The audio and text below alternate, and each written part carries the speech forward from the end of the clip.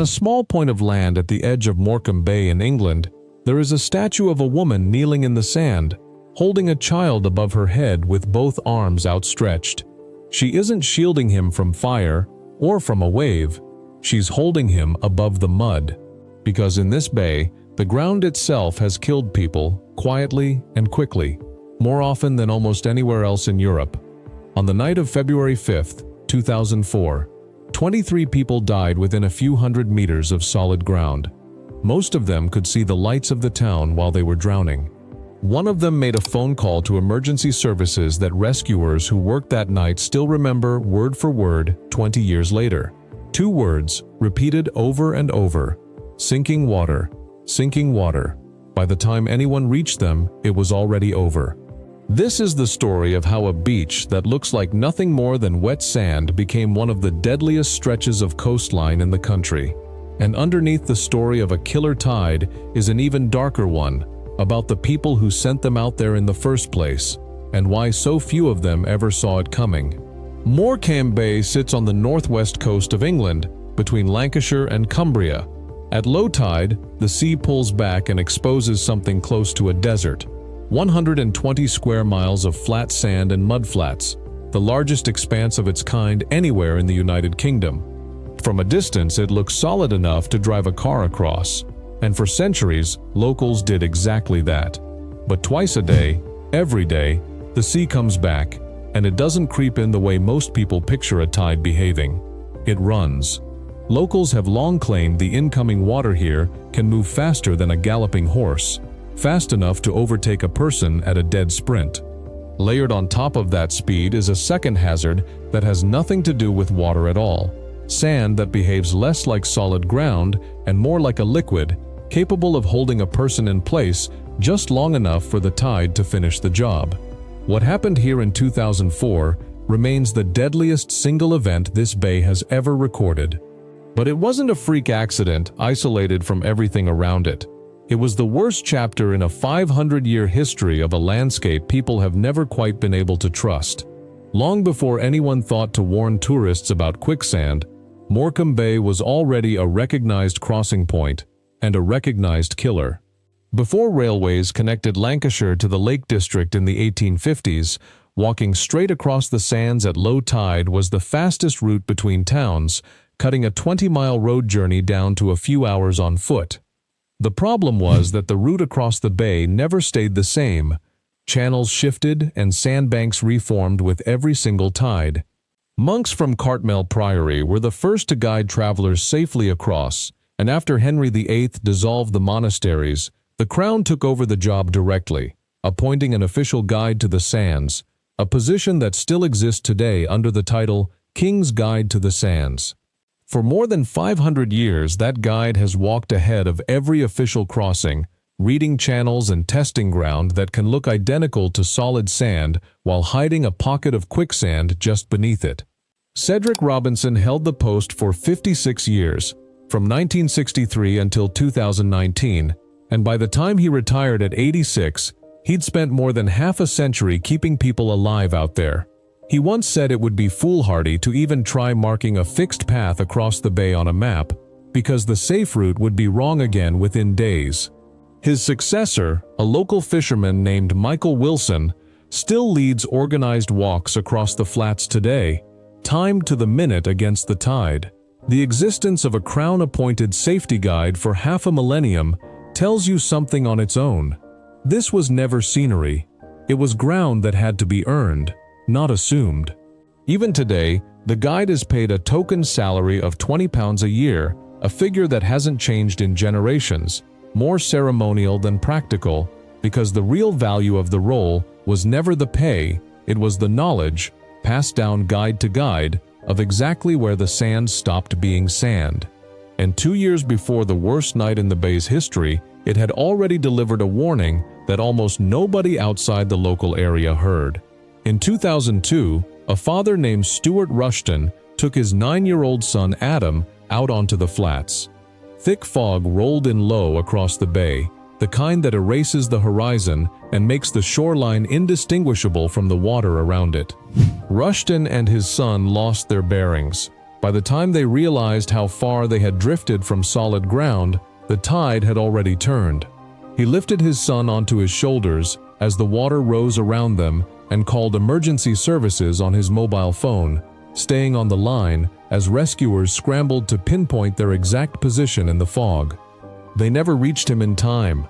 Father and son both died that day, in a quiet tragedy that barely made national news outside the region. Locals understood exactly what had happened. To them, the bay had simply done what it had always done, to someone who hadn't respected it. But the story of Stuart and Adam Rushton would soon be dwarfed by something far larger. A single event that would turn Morecambe Bay from a regional cautionary tale into an international headline and expose something far uglier than bad luck ever could. Before we go further into how that happened, if stories like this one, real, researched accounts of the places where nature quietly turns lethal, are the kind of thing you want more of, it's worth subscribing now.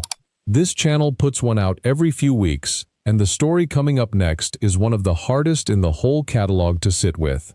By early February 2004, more than 30 Chinese laborers were living in cramped housing around Liverpool and Morecambe, working under a man named Lin Liang Ren. He was their gangmaster, the person who arranged their transport, their housing, and their labor, and who took a cut of everything they earned. Most of the group had entered the country illegally, smuggled in at enormous personal cost, some owing tens of thousands of pounds to the people who had brought them into Britain. They spoke little or no English. They had no experience with tidal estuaries, and most had grown up far from any coastline at all. On the evening of February 5th, Lin sent them out onto the Hest Bank flats to harvest cockles, a shellfish that sells for a modest sum but that, gathered in bulk, could be turned into real money. It was already cold and already getting dark. Critically, Lin had misjudged the timing of the tide. Local cocklers working the same stretch of sand noticed the Chinese crew was still out on the flats far later than it should have been. They tried to warn them, tapping their watches and gesturing toward shore, but the language barrier made the message impossible to get across in time. By the time the group understood what was happening, the water was already closing the gap between them and dry land. Some tried to reach a truck they had parked on the sand. 4 of them died when the vehicle itself was overwhelmed by the rising water. Others tried to swim for shore in the dark, in near-freezing water, fully clothed. One of them was a man named Guo Bing Long, who managed to get a call through to emergency services before the water reached him. Dispatchers listened as he repeated the same 2 words, over and over, in a language most of them couldn't understand. Sinking water, sinking water. He didn't survive the night, neither did 22 others. And in one detail that would only come out later, the local businessman who first alerted the Coast Guard reportedly waited nearly 50 minutes after learning something was wrong before making that call. 50 minutes the tide didn't wait for. The rescue effort that followed involved the Coast Guard, the Renly, police, and the Royal Air Force, working through the night in freezing water and near total darkness. Morecambe's lifeboat crew alone worked the operation for 22 straight hours. One of the young volunteers on duty that night, now the station's lifeboat operations manager, later said the scene looked less like a rescue than a plane crash, with bodies scattered across a wide stretch of sand. 15 people made it back alive. 21 bodies were recovered in the days that followed. To understand why so many died so quickly, it helps to understand what actually makes this bay so dangerous, beyond simple bad timing. Morecambe Bay is funnel-shaped, wide at the mouth and narrowing toward the coast, which means incoming water gets physically compressed and accelerated as the channel tightens, the same way water speeds up through a narrowing pipe. Combined with one of the largest tidal ranges in the country, sometimes approaching 30 feet between low and high tide, the sea here doesn't gently rise. It arrives. And underneath all of that is the sand itself. Fine silt saturated with trapped water behaves like quicksand once disturbed, holding weight in place the way wet cement does. Search and rescue teams who patrol the bay today still describe walking onto patches that give way instantly underfoot, comparing the ground itself to a giant, unstable pudding, solid for one footstep, liquid for the next. None of that alone killed the cockle pickers, though. Local cocklers, licensed and trained, worked the same sands for generations without dying in these numbers, because they understood the channels the way the king's guides did, reading the tide by feel rather than by the clock. What killed the migrant workers, more than the tide and more than the sand, was the simple fact that they never should have been out there without someone who understood either one. The full truth of what happened at Morecambe Bay only came out slowly, over the 2 years that followed.